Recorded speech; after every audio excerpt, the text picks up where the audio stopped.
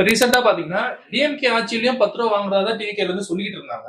இப்ப அவங்க ஆட்சி வந்ததுக்கு அப்புறமா கூட இன்னும் சில ஒயின் ஷாப்ல வாங்கிட்டு இருக்கதா சொல்லிட்டு இருக்காங்க. அதை பத்தி உங்களோட கருத்து என்ன? இல்ல, இது வந்து ஒயின் ஷாப் அப்படிங்கிறது வந்து தமிழ்நாடை பொறுத்த வரைக்கும் அரசோட ஒரு நிர்வாகமா மாறிடுச்சு. இப்போ அதுக்கு ஒரு அமைச்சரும் இருக்காரு. இந்த சூழல்ல அது வந்து ஒரு கவர்மெண்ட் பாடியா பார்க்க வேண்டிய காலகட்டமா தான் இது மாறிடுது. இப்போ உடனே ஒரு விஷயத்த பண்ண முடியல. இது நம்ம இந்த இந்த மூமெண்ட்லயே நம்ம பார்த்தோம்னா கடைகள் மூடுறதுக்கு ஒயின் ஷாப் ஊழியர்கள் போராட்டம் பண்ணியிருக்காங்க, வேலை நிறுத்தம் பண்ணியிருக்காங்க, அமைச்சரை போய் மீட் பண்ணி கம்ப்ளைண்ட் கொடுத்துருக்காங்க.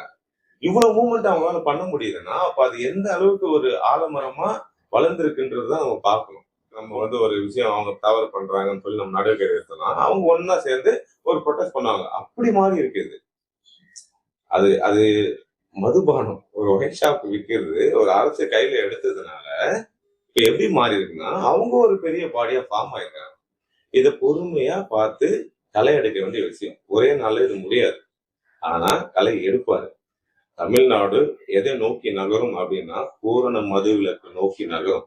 இது மது மட்டும் இல்ல, போதை இல்லா தமிழ்நாடா மாறும். அதுதான் டிவிகேவோட ஒரு அஜெண்டாவே.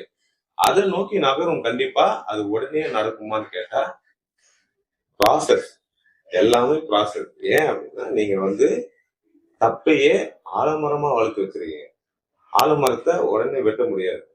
கொஞ்சம் கொஞ்சமா வெட்டணும், கவலைப்படாதீங்க.